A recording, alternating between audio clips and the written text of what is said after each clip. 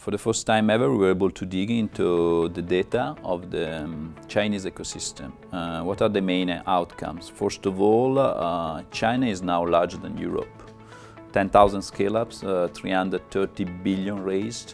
That means that is approximately 30% higher than Europe in terms of number of companies and 3 times more in terms of capital raised. And this is quite astonishing considering the fact that back in 2013, Europe and China showed similar numbers. So China has definitely made a big bump in terms of investment, and this big bump has been pushed by the government and on the other hand by the large tech Chinese company that were able to sustain the growth of the ecosystems.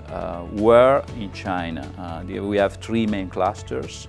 The largest one is around Beijing, followed by Shanghai and Shenzhen. Hong Kong is still the financial center of China, where most of the Chinese companies are going public when they do not decide to go to the US.